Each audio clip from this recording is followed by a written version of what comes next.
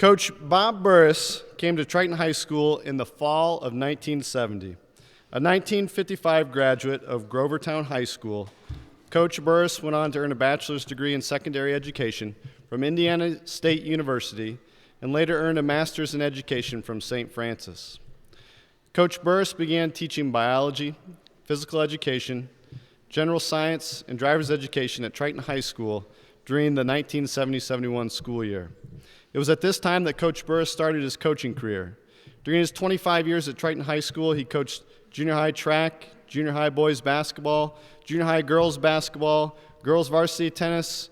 He was an assistant football coach, varsity football coach, varsity girls basketball coach, boys freshman basketball coach, and boys JV basketball coach. I think that was just about every sport we have. Coach Burris currently resides in Warsaw with his wife, Marcia. They have 2 daughters, Kim and Cheryl. They also have 6 grandchildren and 8 great-grandchildren. In his free time, Coach Burris enjoys golfing, fishing, messing with the guitar, and writing poetry. At this time, I'd like to introduce to you Coach Burris to accept his award.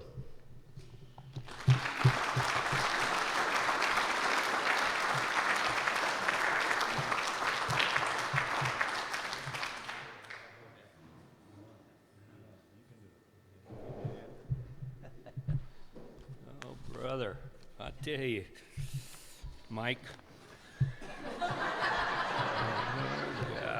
Golly. Oh boy. First of all, I would like to thank Mason and the selection committee. When Mason told me about this award, he also gave me a bio list, I guess you call it. And there were several questions on there that were very hard to come up with a good answer. And the one I can think of was, have you ever had any awards? And none that I could really think of that I'm sure I had one someplace. Oh, I know where it was. Citizenship Award in high school. But anyway, now I can say that I have had an award, and I really appreciate this opportunity. It's a privilege to be here tonight with the other inductees, but also just a real privilege to be included in with the people before us. There's a lot of great people on that list. And tonight, I got to kind of read this, but it's hard for me to read, because if I don't, I'll skip over about everything I really want to say. But one of the things, and Mike kind of alluded to this, we that have been coaches and teachers often forget the people, a lot of people that help us to achieve along the way. For example, custodians and scorekeepers, secretaries. I think of the custodians when I first went there in '70. We had the Coons. Mr. and Mrs. Coons did it at night, and then they had Ernie Watkins, and then Rich Anders and Kenny. He always came into my room in the morning. Scorekeepers, stat keepers, and other teachers. And like the secretaries, he was talking about the secretaries, Mindy Davis and Karen Worsham. They get things done if you ask them to whatever you wanted them to do. And so anyway, I can't remember everybody, but I appreciate everybody that helped me along the way. Most of the things I say tonight, my kids and my wife, she couldn't be here tonight, she's under the weather, and my grandkids have heard a lot of these things. And the first one, that meal, he mentioned, Mason mentioned how good that meal was, and it was good. In fact, you're probably like me, I ate so much it reminded me of the time I had a dream I was eating this giant marshmallow, and I woke up and my pillow was gone. So, I tell you, it's something else. And I thought tonight, said, what am I going to do? I said, there's going to be a lot of people out there, and you'll agree here, who is that old guy up there anyway? And I got to thinking, I said, well, you know, I lived in Florida for 12 years or so, and while I was down there, I took guitar lessons. And I thought, well, what I could do is maybe open up with a little guitar. But then I got to thinking, people didn't even stand up when I played the national anthem. So, you know, so I threw that out of the way. So I thought, what I need to do is maybe at least give them something, some words of wisdom that you can take home tonight from me. And it made me think of something my dad told me. He said, Bob, that's what he called me, Bob. And he said, I just want you to remember, no matter where you go, there you are. And here I am. And so it's something else. There will not be any real order of what I'm going to tell you tonight. I mean, nothing, you know, you can't, it's not a 1, 2, 3 thing. So, and like I said, most of what I'm telling you, everyone in my family has heard it. If my wife was here, she'd be putting her hands like this. But I do have, I have 2 children, Kim and Cheryl. I have 6 grandchildren. Chris is a granddaughter that's here. She lives in Westfield, and her family. And I have 8 great grandchildren. And I found out last week we're going to have a 9th one. Matt Wanamaker is the father. He's having a fun time on an aircraft carrier in the South China Sea. So, miss him.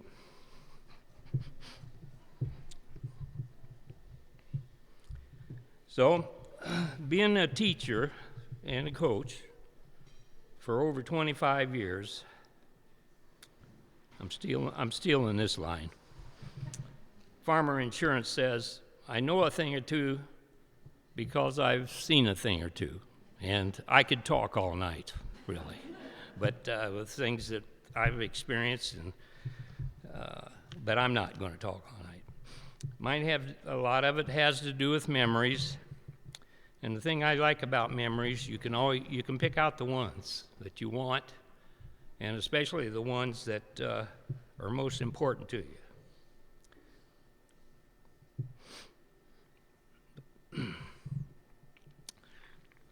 The problem is thinking that you may not be able to create those memories with certain people again. And let me tell you, memories are the best when you can share them with the people that help make them. And some of these people are not around any longer. My dream, you could almost call it a nightmare, I guess, but when I was in high school, I wanted to be a Major League Baseball player. I found out very soon that wasn't about to happen. And so Marcia and I got married a year after I graduated. We were married 60 years last summer. I wish she was here tonight. Now it is getting hard to see. But we talked it over and decided I would go to school to become a teacher coach, and sounded like pretty easy, but I got through the first 3 years pretty good. And then I goofed around a little and dropped out. Yeah, some of you people that lived around Indianapolis in the old days, I became an Omar man. Anybody ever heard of that? It's a door-to-door bread company. And I did that for 4 or 5 years. I'm your Omar man, Omar man. Well, anyway, that was the tune on their television. But finally, I got my act together, and with Marcia's help, without her, I tell her, she just laughs, but we lived in Terre Haute when I got my new job. And I said if it wasn't for her, I'd probably be pushing a Walmart cart through the alleys. But because of her hard work and kind of tightened the pressure on me, we made it through. We lived in Greencastle. I went to work part-time for IBM, and she went to work at a bank, and we got through the next year, and I got my degree. I am having a hard time seeing. Is there something? But anyway, then I did teach in Thorntown at an elementary through 8th grade school, and there I did everything almost as like I did here at Triton. But I remember when I got this job, come up to interview for the job, I looked at that building, and compared to what I'd been teaching in, it was unreal. And it still is unreal. It was a fantastic building. And that's a result of our janitorial system and all the people that worked within the building.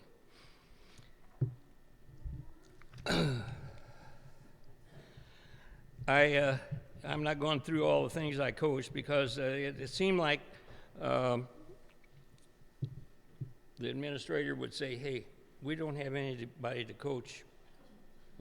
Would you do it? Yeah, okay. Even though sometimes I didn't know really too much about it. Tennis is a good example. The only thing I remember is somebody said, don't look through the tennis racket, it'll strain your eyes. So, oh, brother. And so anyway, just a few memories here about the athletic. The first year, Creighton Burns was the head basketball, but I got to coach the junior high boys, I think it was, and he wanted me to have a clinic over in the elementary gym, and so I had a little clinic for the parents to come in, and I was out there in front and just about to say something, and this mother stood up and said, "Little Bobby Burris." And she graduated from Grovertown, I don't know how many years before me, but I had her kids, one of them in that basketball thing.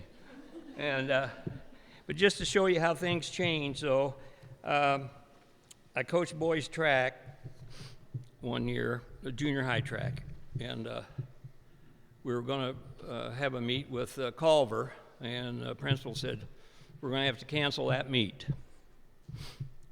They've got a girl on their team. And so, that's a long time ago. And you just stop and think, since then, what the Triton girls have accomplished, even in that year, about 3 or 4 years later, probably, we had 2 girls that I remember went to state in track, one in high jump and one in the 200. Back in those days, it was called the 220. And now look what the girls have accomplished. I mean, and the boys. It's unreal. But back then, we're not running. They got a girl on their team. At that time, we did not have a girls' track team, junior high or any level. Now, and then I coached JV basketball. Roger Bridge was the head coach, but I got the JV, and my wife Marcia, she worked at orthopedic, so everybody there knows everybody at the school. Anyway, one basketball game, I suppose we might have been behind, I don't know, but she got up to go to the restroom, and somebody yelled, "You're no better than the rest of us, get back here."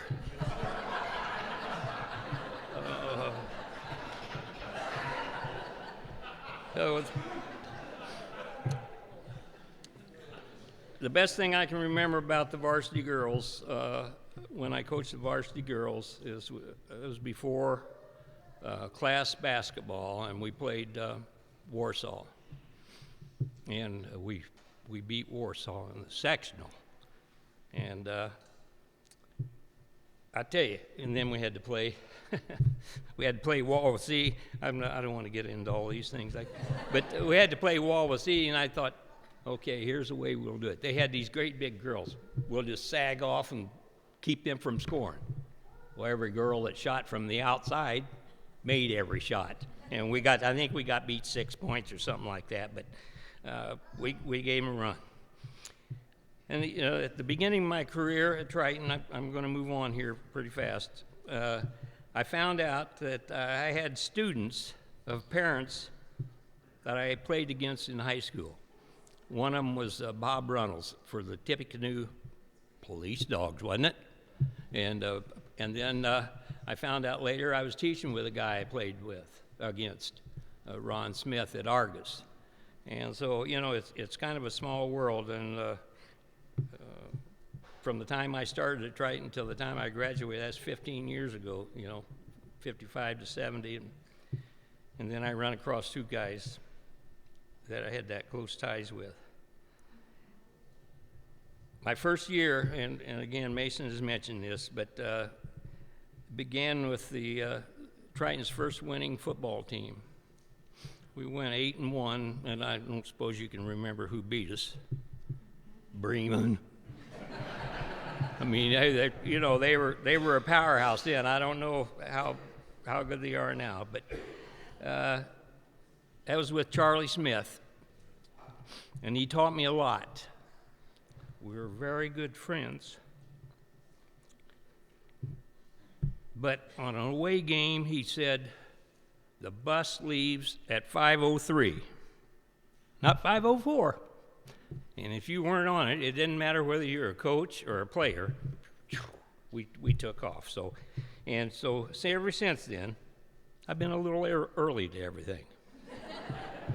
Anyway, we were very good friends, and I say this about Charlie.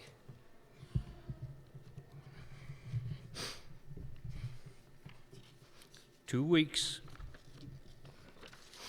before his accident, we had lunch.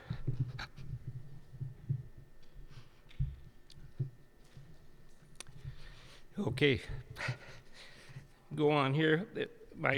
My coaching career ended. Head football coach. Why is everybody looking at me that way? We went 0-9. And I almost brought this sent the picture to Mason, but I thought, no, that was bad enough back then. I think it was the pilot. Took a picture of me. I was on one knee. This is the 8th game, I think, of the year. And in the background, we were playing LaVille. In the background was this scoreboard, 77-0. But I thought, what the heck? Next week, we just have to play Tippecanoe Valley. Mm-hmm. So, and that ended up only like 64-6 or something like that. But anyway, I got a couple things I want to say, and then I'm about finished here. But when you're back in those days, all I can say is thank goodness we did not have Twitter or Facebook. Becknell's barber shop was bad enough. Holy smokes.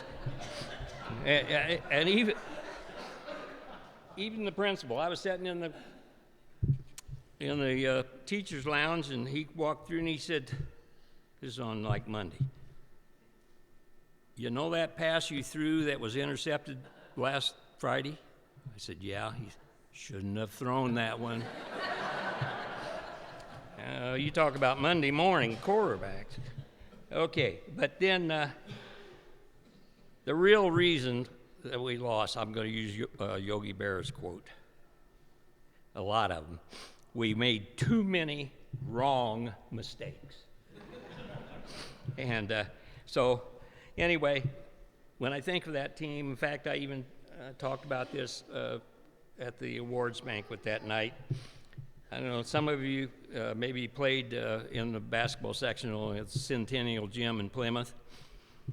There were 14 teams in that sectional. Can you imagine? 14 teams? But up in the corner, there was this brown sign that said,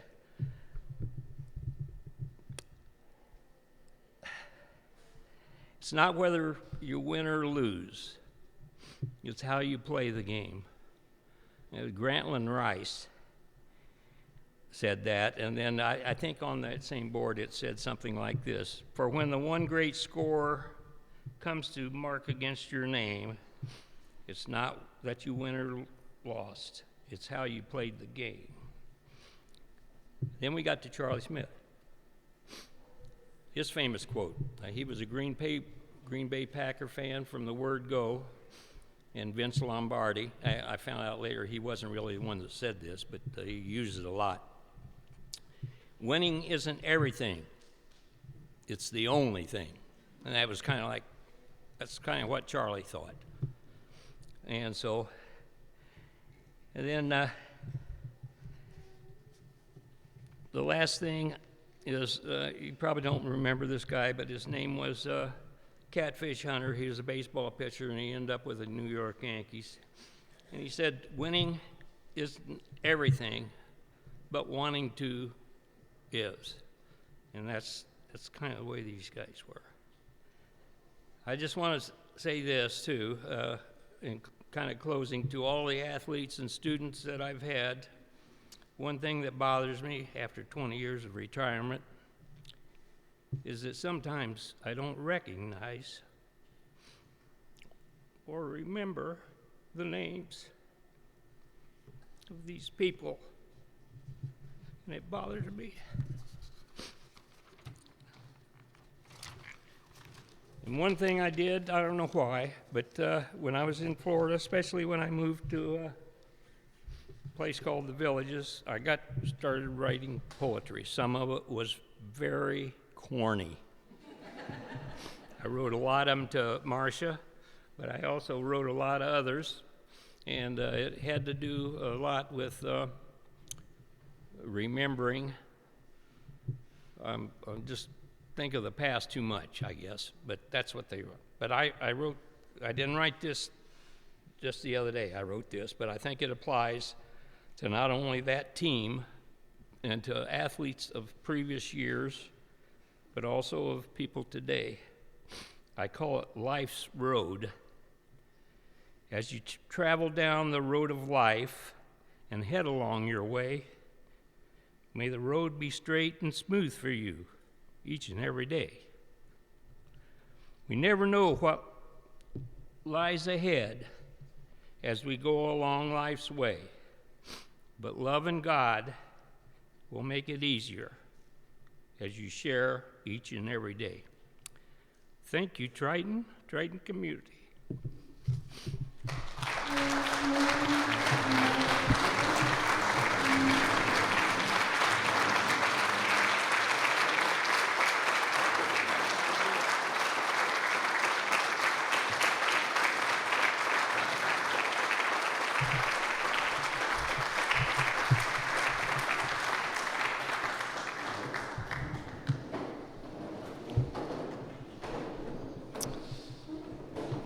Some of you in the room probably played for Coach Burris. I never had that opportunity, but I sure wish I would have. As you listen to him stand up here and talk, you know what a character he is, and just how much fun it must have been. So, Coach Burris, I just thank you for your many years of service to the Triton School Corporation. Thank you for all that you did for these students that you touched over the years.